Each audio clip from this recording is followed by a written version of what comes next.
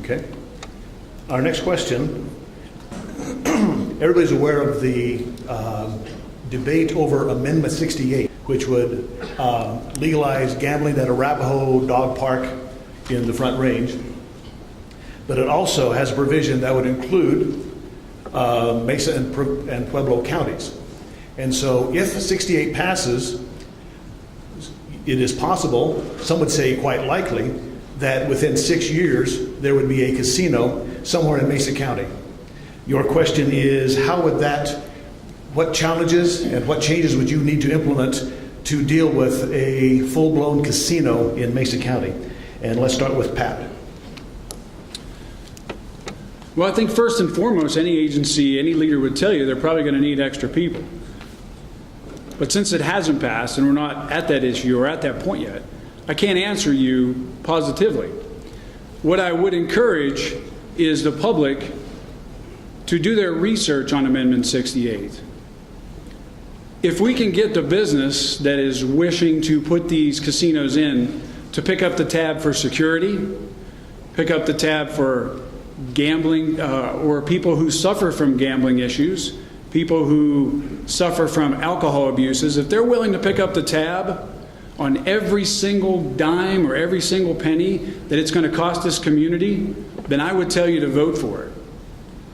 If they're not willing to do that, which in my estimation they probably won't be, I've never seen a company that has ever been willing to do that, then I would say vote against it. For the sheriff's office, it will cause concern. It will cause all those things that I just talked about, including petty crimes, misdemeanor crimes, what they like to call victimless crimes and prostitution. You know that follows it. So as a sheriff, I would say the one thing that will be needed down the road, should that occur, is number one, manpower, and number two is training. We'll have to train our people on some issues that I have not seen and encountered up to this point. I'm sorry, I've lost my place. Jim.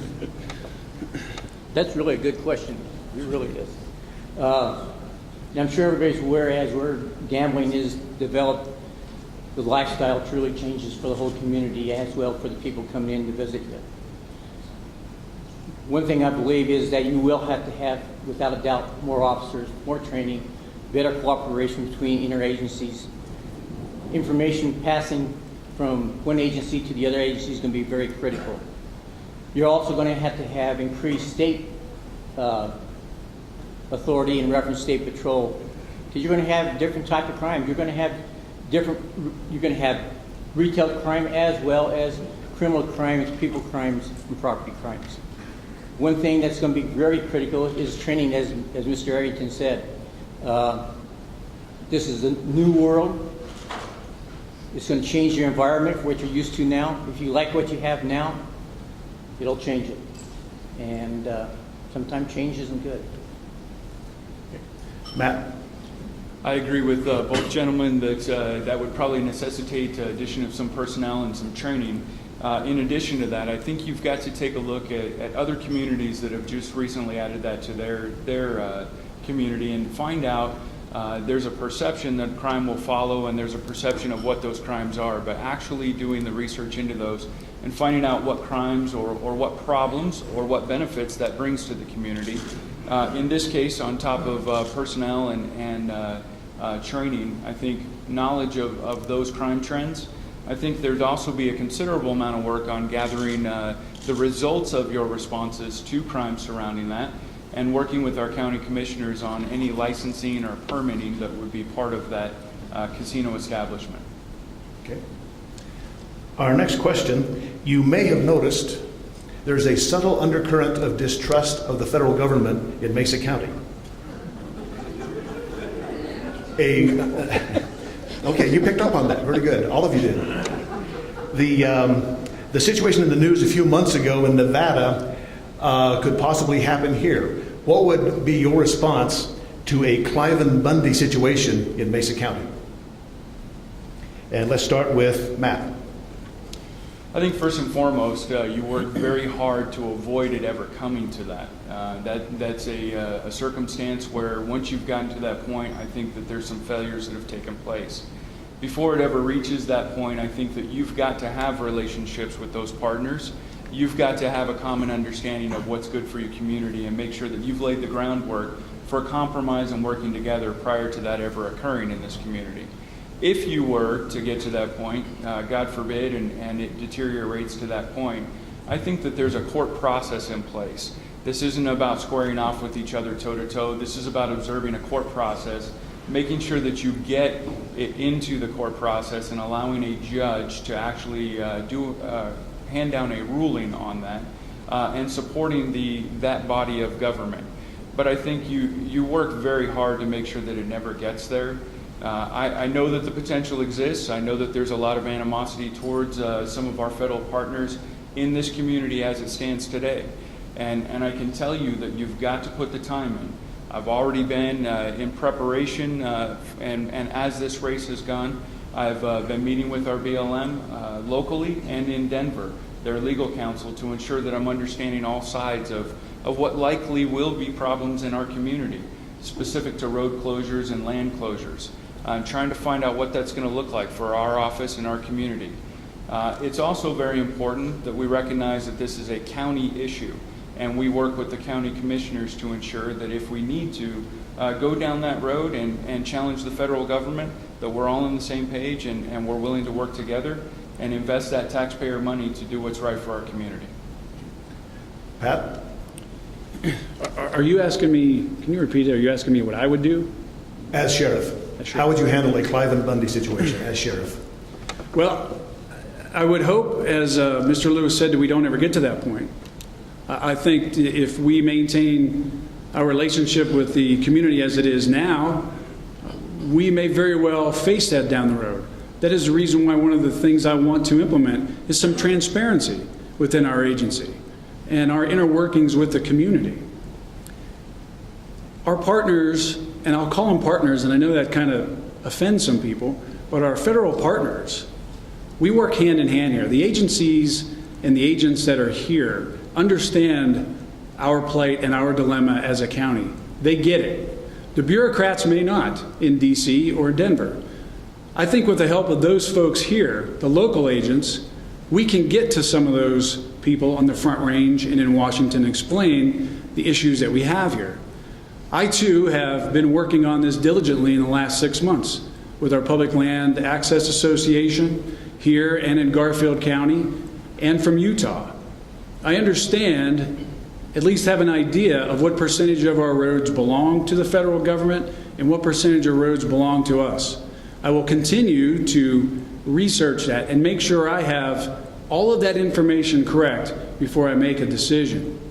I do not want to have a conflict with the federal government, and I can assure you, after speaking to a lot of these folks, the federal government wants no involvement with us when it comes to this type of issue.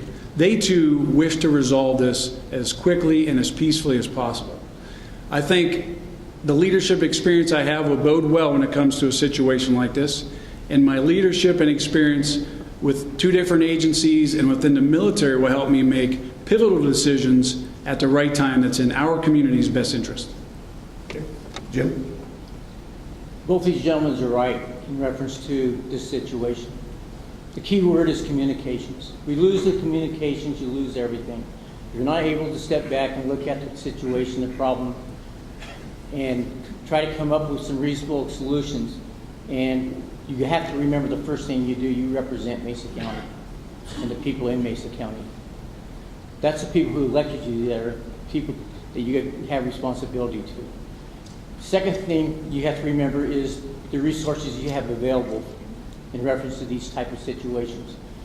The attorneys, you're going to have to be involved with them. It's just not cut and dry, you push, they shove, everything like that.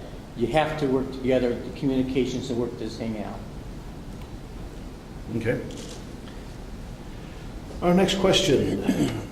What training have you taken in the past 12 months to make you a better law enforcement officer or potentially a better sheriff? And let's start with Jim. In my position I hold now, I'm an investigator for Safeway, where I cover all western Colorado and northern New Mexico. Communication skills is number one. You can't communicate, you can't do the job. You have to be able to plan ahead and be organized. In reading body language. Body language is very important. If you can understand body language, you know how it works, you can actually know what this person's talking about. There's a science into interviewing people and looking at their body traits. The eye motions will tell you if it's a factual statement or a false statement. Where they're sitting in the chair, they get close to you. The things you have to look at. Keeping these items in mind, it makes you a better investigator, so it keeps you one step ahead. Okay. Matt? Formal training I've had has been outside of the past 12 months. Inside the past 12 months, I've had some training specifically related to my current position in complex crimes, specifically some homicide-related training. Prior to that, I've had several other leadership classes, but it would be outside of that 12 months, so I'm not going to address that. Since entering this race, I've spent an enormous amount of time with our current administration, to include former Sheriff Hilke, Sheriff Spees, to get a better understanding of how we prioritize our budget internally, and working with the budget. I've met with our county commissioners. I've met with the BLM. I've met with the county administrator. I've met with our county attorney's office to understand how our county functions and what our role inside county government is, and how we support each other. The other informal training I've done has been with the DA's office, with Criminal Justice Services, to ensure that when we make decisions inside the sheriff's office, that we understand the impact and the effect on other county entities, and how we can work together, and especially in times of budget crisis, which we've all experienced together over the last however many years, to make sure that we're investing in the right things and we're prioritizing together correctly for the community. Okay. Pat? Just like the other two folks here, Mr. Lewis and Mr. Lang, have said, I entered this race about 6 months ago. I guess it would be about that at this point. So in the last 12 months, the 6 months prior to the 6-month window I'm speaking of, just continued my research as a public servant to you, learning about the intricacies of the county, the makeup of the county, the crime statistics. In the last 6 months, that education has jumped, as you can imagine, tenfold. So there's a lot of stuff that I've got training in the last month or last 6 months. Do I have certificates to sit here and give to you in a formal setting? No. But I'll tell you, public land access, public land rights has been huge in what I've been getting trained in. I've done case studies after case studies. I've trained, or researched them, I should say, in issues revolving around land rights and right-of-way access, as we just touched on the previous question. Internally in the agency, of course, I too, like Mr. Lewis, have sought internal advice from different folks than he has, and looked at our budget and trained and educated myself on some of the issues that we're going to face, especially from a budgetary standpoint. I have reviewed our great Constitution, constitutions, state and United States constitutions, and prepared myself for any of those issues that may come up down the road. I think that is one of the most pivotal trainings that I've endured or started on in the last 6 months. Okay. Let's go with a couple of real quick questions. Short answers, please. And we'll start with Pat. What's the last book you read? Last book I read. Wow. It would be, let's see, it was, gosh, Economics in One Lesson. I have to, since you had to think about it, I have to follow up. How long ago? 4 days ago. Okay. So I'm in the midst of it, so I'll say that's the one that I've started. All right, that's fair. Jim? Colorado criminal statutes within the last week. Okay. The whole thing? You'll be familiar. Do you have insomnia? It's boring, pretty much. Matt? I'm currently reading a book called The 5 Disciplines of Execution. That's what I've been reading. I'm currently about halfway through. Is that dealing with capital punishment? No. Okay. No. Another quick question. We'll start with Jim. If elected, would you rehire Steve King? Excuse me? If elected, would you rehire Steve King? No. Matt? No. Pat? No. Okay. Next question. Tell us 3 things about yourself that make you the better candidate to be the sheriff.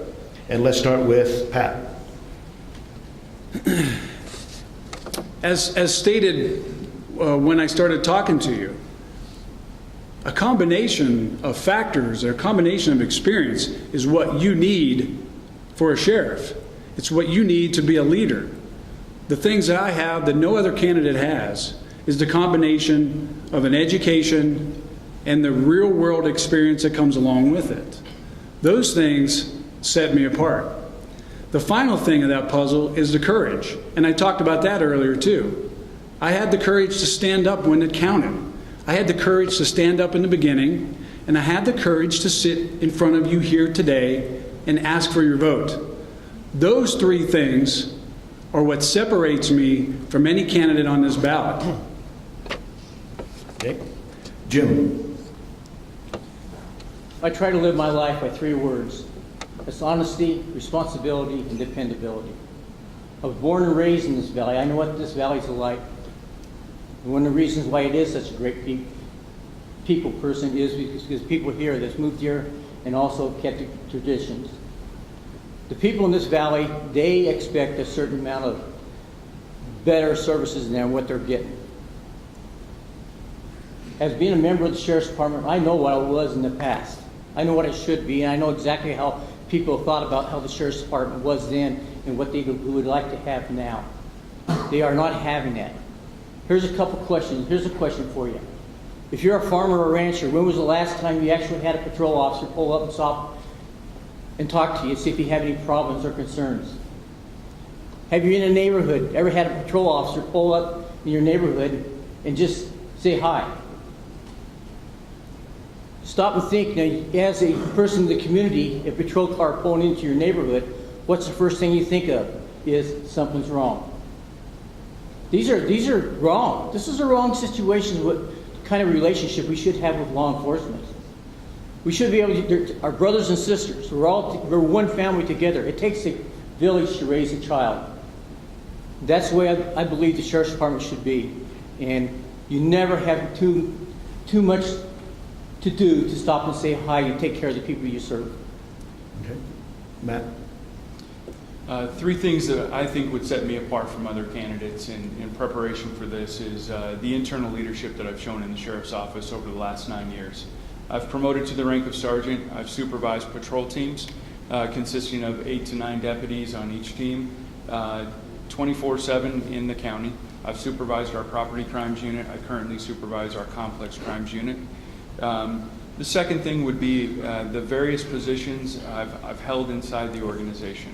I understand the complexities of this organization. I've worked in all 3 divisions: detentions, operations, and support services. And then the third thing that I think truly sets me apart is the internal support of the people inside the Sheriff's Office. I won't be presumptuous. I'm sitting next to another employee and say that I have all of them. But I have the support of the leadership of that organization, the supervision, and many of the men and women that work down there every day to be their leader and carry this forward for at least the next 4 years. Okay. That question actually was going to lead up to a summary statement, but that all 3 of those sounded like pretty good summary statements, so I think we probably have exhausted the questions that we have prepared. I will throw open the question to you guys, and if nobody knows the answer, see if anybody else does. When's the only time in modern history that a write-in candidate has been elected sheriff? In Mesa County, yes. Thank you. Anybody? Anybody? 1972, Dick Williams. And to give you a little quick history, it was after Sheriff Ray Reese died after the ballot was printed, so there was no candidate, which is how a write-in could win. Otherwise, it doesn't happen. Well, Thank you, gentlemen. That doesn't happen. We appreciate your participation. We appreciate all of your attendance and help. Jim, turn it back to you.